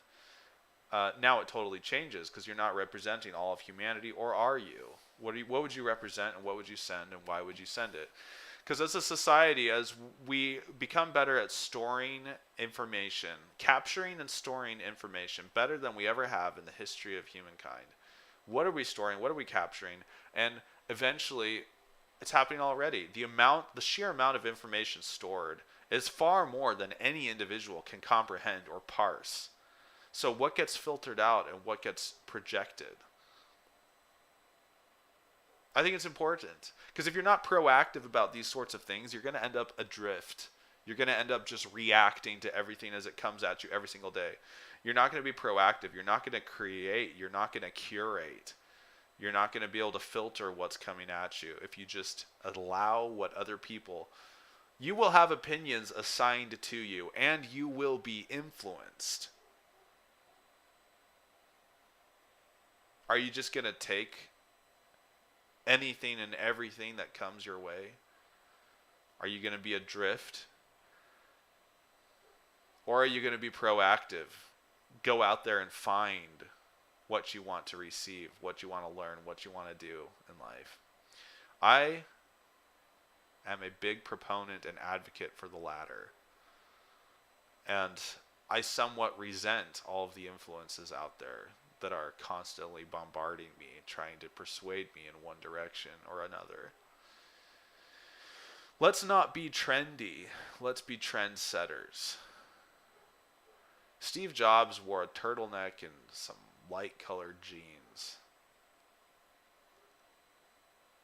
People considered him a visionary, stylish person. Meanwhile, other people would have said his style was lazy. So who are you and what are you trying to pull off? I'm not Steve Jobs, that's for sure. But I think my objective is to not be trendy. A lot of people say, I'm going about this podcast, this show. If my intent was to have a huge audience, then people say I'm going about it the wrong way. I read an article that said you should do keyword research, see what's trending, pick one, become an expert in it, and share your expertise. You should have a focused class, or, I really like Joe Rogan, but I'm not a fan of MMA, UFC, or comedians for that matter. I skip all the episodes when he's talking to a fighter or a comic. They're just not interesting to me. And for Lex Friedman, who I like as another example, I find his show very interesting, but if he's talking to someone about artificial intelligence poker game theory, it's just not quite as interesting. It's just not, I'm sorry, I'll listen. So my bias and my preferences will become very apparent. What are my comedians? What are my UFC or MMA? What are my AI poker things? My own preferences and lens will become apparent as I continue with my morning uploads. I don't know what they are right now, and I would love to have a third party. If anyone ever participates in this show, I would like to have a third party come in and say, hey man, your bias, your UFC, your MMA, your comedians, your AI poker is X. What is it? Is it business because I'm inspired by entrepreneurship? Is it I don't know. What am I going to be biased leaning towards? Because it's a blind spot for me. I don't know. But the point is, let's not be reactive to the trends and be bottom feeders in the lake. I have no problem with people who do that. Absolutely none. More power to them.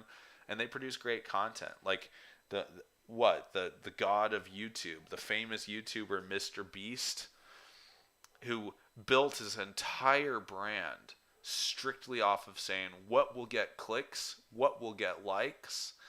And the guy is a freaking machine. He's a master of his craft. And I think that's very inspirational. Very. People that think that Mr. Beast is just silly or stupid or uncreative or unintelligent. I hear so much hate online for Mr. Beast for his principle of just doing what will capture eyeballs and ears and minds. He's a master of his craft. My goodness. So inspirational. Anyway, I like playing video games. I like watching video game streamers, but those activities are not sustainable for me in my life because they're not giving me an outlet to where I can give, where I can produce, I can create, I can give back. So I'm replacing those sorts of activities with doing this show, right? Um, anyway, what else? Chat GPT, we already talked about that. News and current events that might be under the radar or people are not otherwise aware of it.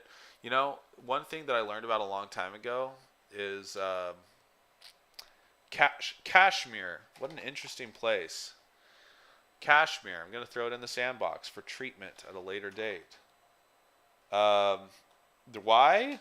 Because it's an independent sovereign nation in between India and Pakistan that basically is not even recognized. Like there's the India occupied or the Indian occupied half of Kashmir and the Pakistan occupied half of Kashmir.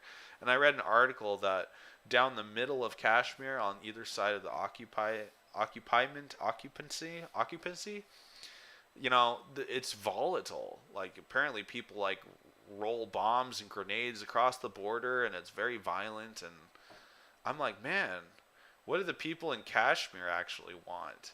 Do they want to be Indian controlled as a whole or Pakistani controlled, or do they want to be sovereign and independent? As a whole, I don't know. Is there even a way to find out what the citizenry of Kashmir actually even wants?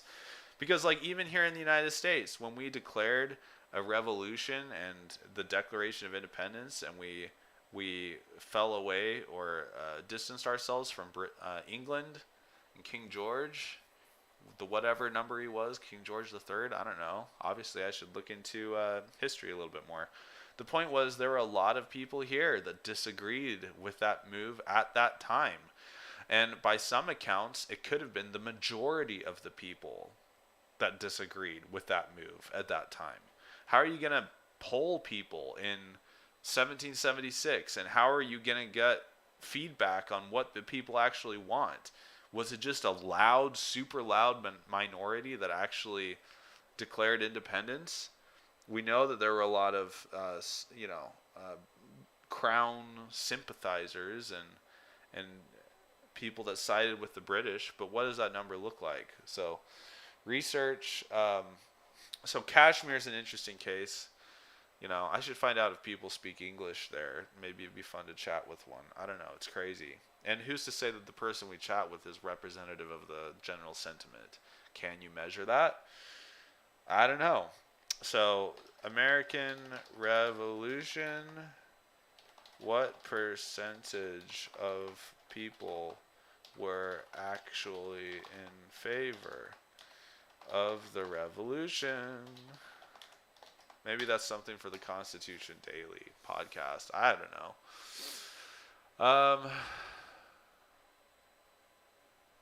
Now, I wrote some things in my personal sandbox that it doesn't even make sense to me anymore. So, there's a lot of open source free education out there. I mentioned MIT open coursework. I also found this guy on like GitHub that posted like a whole electrical engineering curriculum based off of a course that he took in Brazil. He basically just took all the coursework and uploaded it. And I found it on GitHub and I was like, oh my goodness, this would be fun. This would be fun. We could also talk about how my wife totally got wished. Where's this thing? Rifling through my drawers. My wife got wished online. I'm going to open this thing because it's great. So she ordered a ukulele for kids for Christmas for one of our sons. And let me see if I can open this package. First of all, the package in of itself. So I think she ordered it off eBay, if I remember. But she got wished because she thought it was a kid's size, you know, or a smaller version of a full-size ukulele. What we ended up with was this, I'll just keep it in the box, this like fun-sized bar, king-sized bar ukulele. And on the packaging, it's like all in Chinese. It's really cute, actually. She's like, let's request a refund and send it back. And I said, nope. I like it. I want it. So now it's mine. Anyway, my wife got wished. That was pretty funny. So, for anyone unfamiliar with the term, I'm sure everybody is.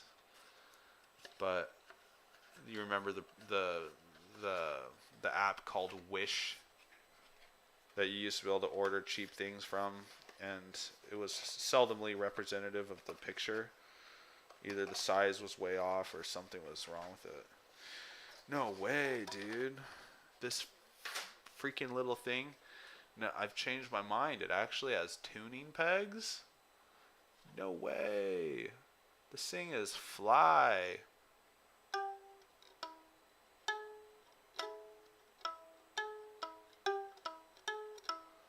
Maybe if I tune it, will it actually work? And importantly, will the tuning pegs stay, or where I twist them, or will they regress? It's plastic. There's screws. I can take it apart. Man, this thing's actually... I take it back. It might be smaller than anticipated, but man, this thing's the bomb. I'm going to play with this. I wish I was more talented in music. I'm not, really. Maybe that's something we'll work on. Maybe I'll say... Anyway, but anyone listening to this is witnessing the start of my New Year's resolution. I'm just getting a jump start on it. I want to stream this at least an hour show every single morning, 5 days a week. So, like I said, you guys are my accountability partners. My audience of none here are my accountability partners, and I'm going to hold myself to this goal of broadcasting every single morning. And it's going to be a fun ride. I am so excited. You guys don't know how excited I am. I'm very, very excited.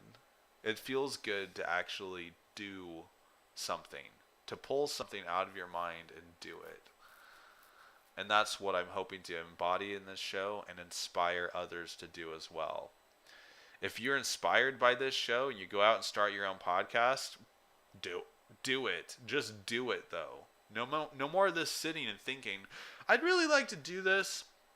Podcasts are virtually free to start. I bought a subscription to Restream.io because they broadcast to a lot of live platforms, and I thought that was cool. And I'm still trying to find a podcast hosting platform. I think I found one. I don't remember the name of it, but after this, I'm going to download this audio from Restream, and I'm going to upload it to the podcast platform that I choose for distribution. Let's see if I can figure it out. I don't know. But the fact is, you've had a good idea. You've been sleeping on it. You know you need to do it. Just do it. Is it going to the gym? Do it. Getting fit? Do it. Starting a podcast? Do it. Starting a business? Do it. Just, if you're comfortable with taking risks, take the risks. If you don't know what your natural strengths are, figure them out. If there's skills you want to learn them. If you want to be comfortable taking risks and you don't know where to start, take a risk. Just don't go kick someone in the shin. Bad way to take a risk. Risk with a low reward. You won't have the warm fuzzies of doing something. Nice. Maybe we'll also do some quizzes together. Random quizzes, random games, quizzes, and games. Maybe I'll pull up my Twitter feed and we'll pull in some news that way, and maybe troll some people. Maybe tweet at some people and troll them. We can research some Ponzi schemes. I've got this thing. I don't know. It might be defunct now. So I became made aware of this one venture that sounded super shady, and I think it's a Ponzi scheme, but I didn't have a chance to look into it. Ponzi scheme or pyramid scheme? Is there a big difference? I don't know. We'll find out together. So there's a Ponzi scheme, pyramid scheme I've been meaning to look into to see if it's actually legit, but my gut says no. But we'll research it anyway because that sounds like fun. Also, my a general commentary on AI entertainment. I want to spit out these thoughts I've been having in my mind because very soon they're going to be a reality. I've been thinking about this for years. And if I'm thinking about it, I'm not an avant-garde individual. If I'm thinking about it, there's another 100,000 people out there in the world thinking about it. So several years ago, but what's cool to me is we're getting closer and closer to this as a society. Several years ago, I started thinking about things that are in public domain because that's interesting to me. And I started seeing that people were playing with AI. And now a lot of people were saying that AI is going to lead to automation of jobs and net job loss. I welcome that personally. Hot take, I welcome that because it's societal progress. People think I'm crazy, let's debate it. But while I was on my mission in South Africa, I was tasked with helping to weed someone's garden. Couldn't freaking find a rototiller. Someone went out looking for a rototiller. They came back and said, yeah, we can't find a rototiller. Apparently in this city of like 2 million people, there's like only a handful of rototillers because they would rather you create jobs by hiring a team of people to go manually turn the soil. So I'm in a favor of automation as an alternative to regression. Like your washing machine in your house is a form of automation. Would you rather take a washboard and go out to a creek? Like like technological innovation should not be stifled in favor of regressive practices. Like like I said, a washing machine, a dishwasher, a clothes washing machine. You want to do all that by hand? That's automation. I don't want to do it by hand. I want the machine to do it. So when it comes to artificial intelligence, a lot of people are saying, hey, if we have most mundane jobs. Now, I don't fault anyone for doing what I would consider to be a mundane job. Our church has a cannery that cans pears locally.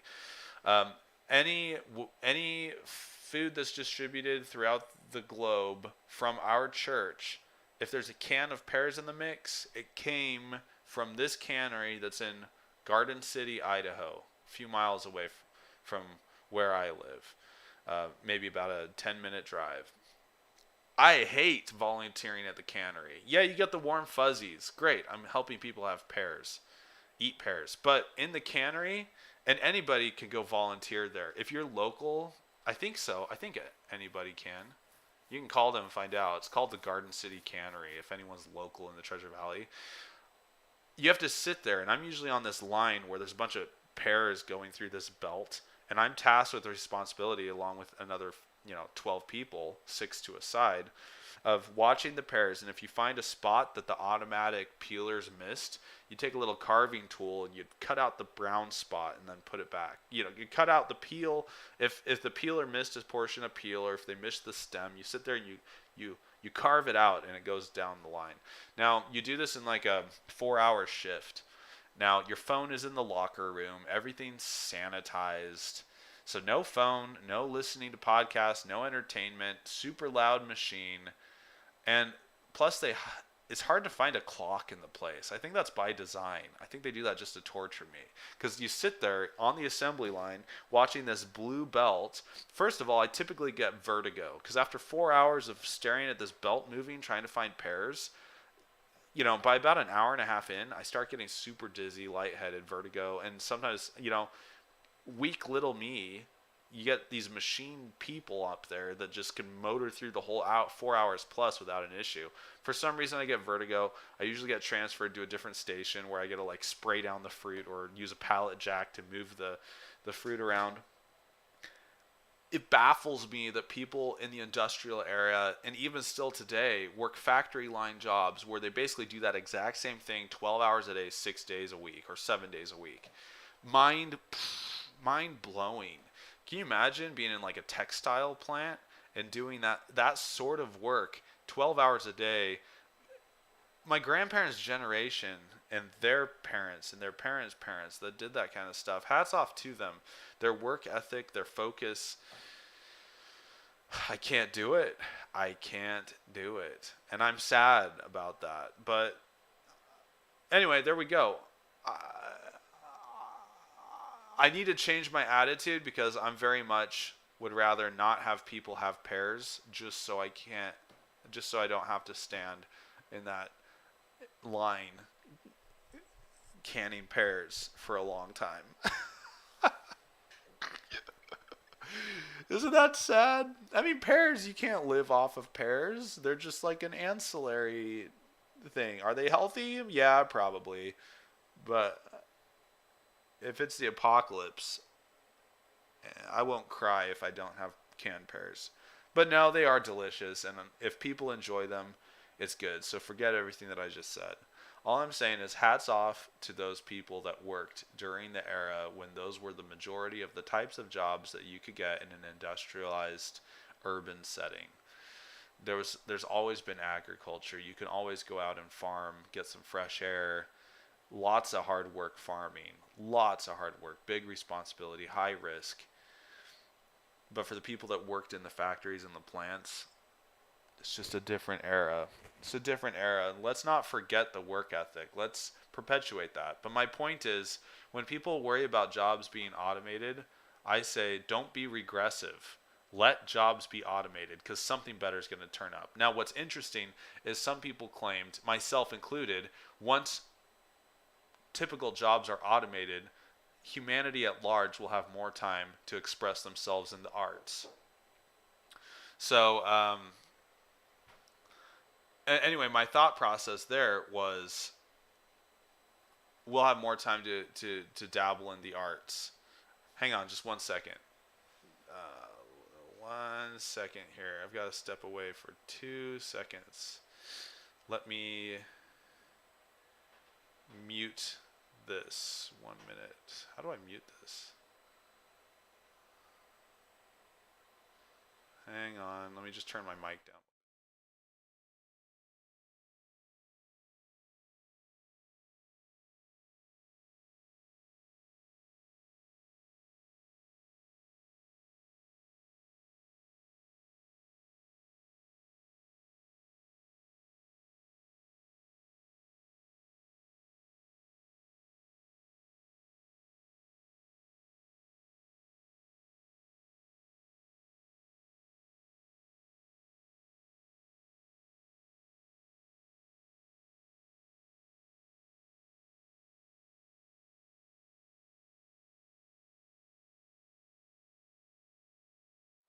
Yo, hey.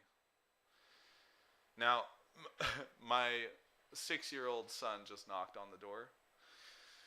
While I'm willing to plaster my face all over the internet voluntarily, projected out there to cyberspace, I'm not willing to force my son to do that. So I'm like, my son's knocking on the door. I'm absolutely not going to ignore him.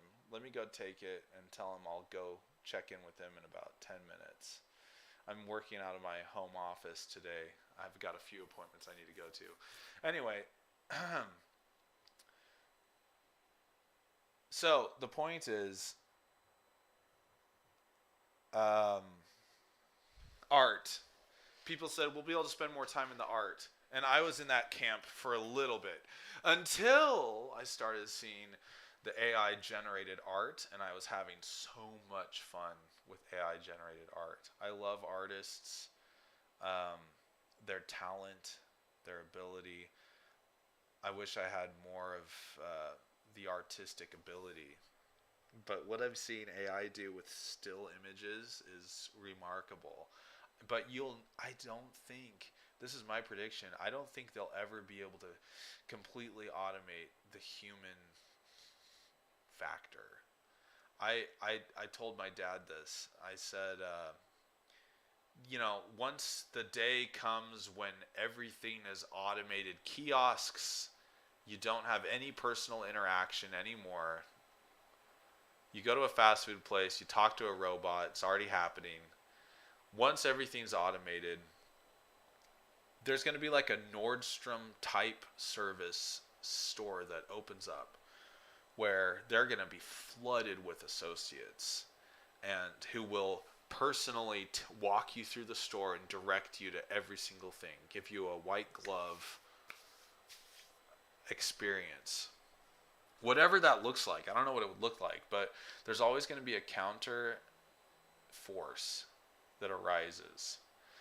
And so when people are really missing that human touch, there's going to be such a thing that opens up, and the products might cost 5 times more what they regularly would, but people will still go to that sort of experience because it provides something that the automated experience does not. But until then, I don't think it should be regulated. I don't think it should be impeded or controlled.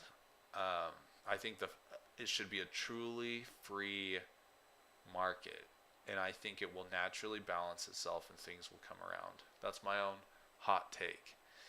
I think, if anything, the further automation and the limiting or minimization of human interaction is simply going to lead to more of the boutique farm to table type restaurants experiences.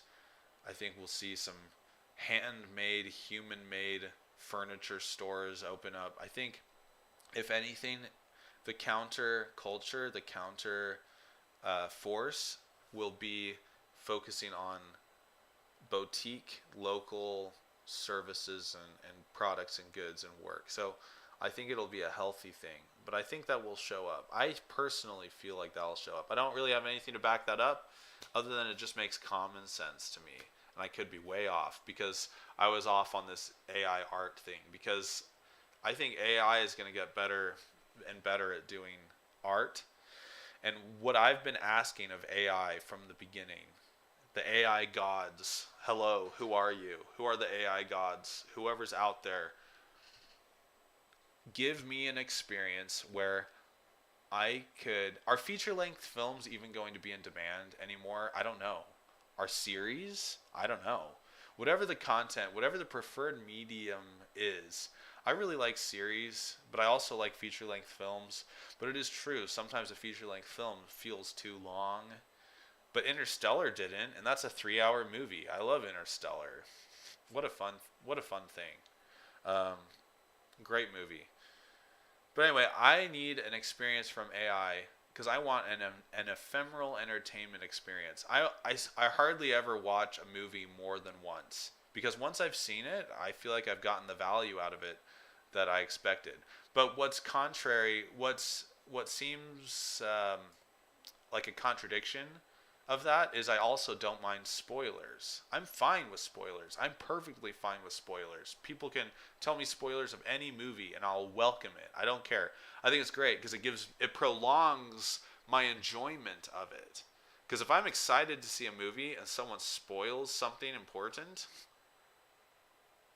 I enjoy it while they spoil it.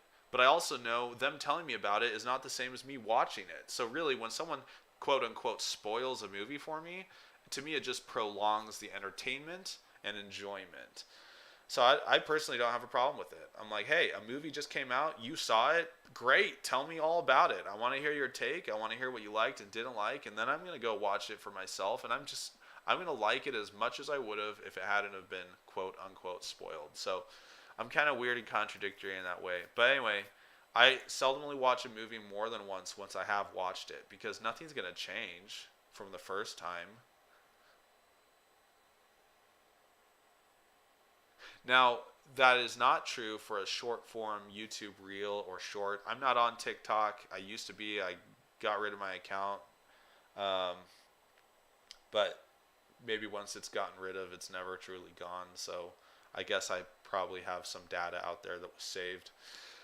Anyway, I'll watch a YouTube short that's entertaining. Mr. Beast just put one out where he paid a guy $300, all expenses paid, to go to France for him and pick up a dozen baguettes and bring them back.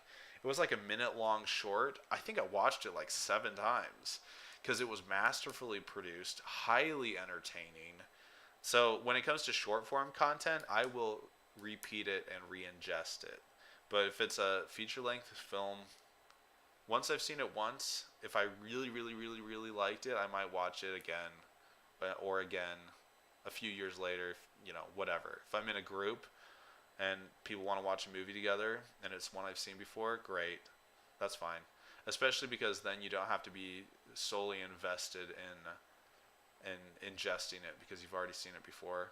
That, in fact, a movie with which I'm familiar is probably most appropriate for a group social event, to be honest.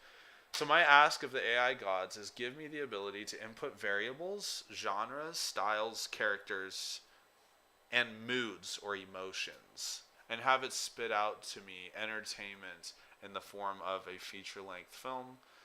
It takes so much processing power to render 3D animations or animations in general. Imagine how much processing power it would take to generate a super hyper photorealistic world. But that's what I love. I love an ephemeral experience in entertainment. The unpredictability of knowing I put in just like what Chat GPT has generated for me, and this is why I want to voice this right now and throw it out there. Because I think we're not far away from this, and I think it's very possible. It'd be easiest to start with Hallmark Christmas rom-coms because they're all freaking the same. It'd be so much easier to generate with AI. Using ChatGPT, you can already generate a script and a table read and all of that. You just can't yet, using AI, generate 100% total visually the production. And that's what I'm asking for because I've been wanting to do this for years. And now ChatGPT can virtually do any of that except for the rendering and the composition of the visual aspect. So, where am I going with public domain? I think I want to be an agent of the dead. I want to be the talent agent. And I want to see if a person's figure can fall into public domain. Almost like an NFT. I'm not a big fan of an NFT, but can you NFT the rights to their personality? Because then you might have to say, so here's the thing. I like old movies. I like, let's look at one classic, in my opinion. Cary Grant. Cary Grant, what a class act. What an iconic individual. Cary Grant. He was in a really funny movie that my family watches on occasion called Arsenic and Old Lace. And the premise, it's a great movie to watch around Halloween. It's a black comedy. It's a dark comedy.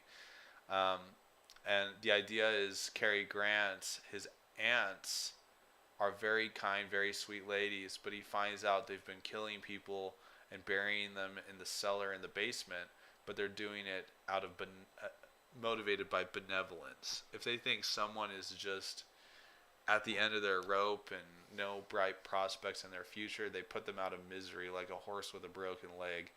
There's nothing graphic. It's very creative and very well acted and hilarious, absolutely hilarious. There's nothing gruesome, nothing. There's nothing improper about the presentation, but the subject matter is so dark and so hilarious. Anyway, so if I could take Cary Grant, for example, if there's a date by which someone's personality can fall into public domain, but then you have to say, can you represent their whole being as a whole? Or can you just take the portion that was represented? So if, let's say, a movie was recorded prior to the public domain date. Let's say the public domain date is, let's say, 1922, because that's what they did with audio recordings. If a film was recorded of someone who was deceased in like 1950, but their image was recorded in 1921, is that image at that time in public domain? Can someone's image, someone's personality, someone's presence be in public domain? And if so, can I be an agent of the dead? Can I take that person and basically under a free use license, can I become their like talent manager, their agent manager, where I you know, can plug in all of their work into AI in order to be able to replicate that person's persona in a manner such that they can be recasted in AI generated films. And even taking a living real artist, you can, first of all, you can make up artists. There's this person on social media, I don't remember her name at the time, who's an entirely AI generated creation. Just a virtual persona. Doesn't exist in the real world, but very much exists on social media. And the advantage of that is it's a whole team that manages this image. So it's not reliant on just one person's image. That person, just like Mickey Mouse, it's no different than like Mickey Mouse. But that whole team can manage this woman's social media who doesn't actually exist, but very much exists in the realm of cyberspace. So first of all, AI can generate totally new actors and actresses um, to portray roles in AI generated content. But besides that, if they wanted to use the persona of a current living active talent, then they could cut them in on a portion of the proceeds or monetization if they want to license their personality to AI productions. Anyway, I don't care how it's done or how it's licensed, but if it's possible, I want to be an agent, a talent agent of the dead. And but besides that, on a different note, my real ask is I want to be able to input some variables and maybe even entire feature length films of as a variable. Say, I want a I want a I don't know, just throw in some variables. I want an action adventure um, uh, I want an well, I have a very real example I'll come back to in a second. I want an action adventure in the style of A Christmas Story, right? You'll shoot your eye out. Anyway, you get my point. You say what you want. Maybe you can identify. I want a happy, generally happy ending. I want a sad ending. I want explicit content. I don't want explicit content or whatever. But you input all the variables, and it spits out a production for you that you can enjoy. It's not repeatable. Maybe you can set something up to where you own the rights to it, but otherwise the platform owns the rights, and you can share it with your friends. Say, hey, look at this movie or this feature or this series that was just spat out by this AI entertainment program. Most likely, though, they're not going to watch it because they're going to be too busy spitting out their own entertainment. Would it have more or less meaning that way? I'm not sure. But here's a very real example. I loved the Uncharted. Which Uncharted was it on the PlayStation? Um, is it 4? I don't remember. My sister's played all the games. I haven't even played the one that I had. I think it was Uncharted 4, and it was a mix of Indiana Jones, National Treasure, and Pirates of the Caribbean. Those were I imagine an AI world if I said, "Hey AI, do whatever the heck you want, but give me a 2-hour feature-length film that combines Pirates of the Caribbean, Indiana Jones, and National Treasure. Go." I would imagine what it would produce would be very similar to the storyline of Uncharted 4. I think it was Uncharted 4, like I said. Now, I didn't play the whole game. I got really, really sick and had a really bad fever and couldn't sleep. And so I loved the game, the beginning that I played, but I wanted to know the storyline. So one night while I had a fever, I watched like all 6 hours of a cinematic cut scene that everybody put together, that someone put together on YouTube, a compilation of every cinematic cut scene, and it ended up being like 6 hours. I watched the whole freaking thing in one night. I wouldn't recommend that. It's kind of a silly thing to do, but man, it held my interest and it was a great story. So good job to all the humans behind the creation of the Uncharted 4 game. Now, like I mentioned, we shouldn't be afraid of automation because the pendulum will swing around. I think I don't really think that we will hit a singularity event. I personally don't think that. Is that short-sighted? Can someone explain otherwise? Um, sure, sure. I welcome you to do so. Change my mind that we will not be hitting a singularity event. Well, now, I think the pendulum will swing, and just like I think jobs that are automated will be lacking a human touch, I think that there's an element of human touch.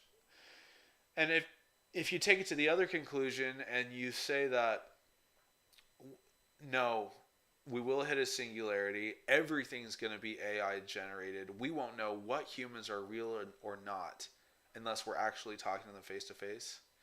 Well, now let's take it further. Let's explore that idea. Let's flesh it out further. And I think we're going to get pretty close to simulation theory, aren't we? All those people that believe we're already in a simulation, what's the difference? What's the difference? It's really interesting to think about simulation theory and think about the ability AI has to generate artificial life that appears real. So anyway, we're in a wild time in the history of humanity. And we could refer to what's real. Such a redundant, recursive logic here, but we can refer to what's real as reality. And I want to stretch it.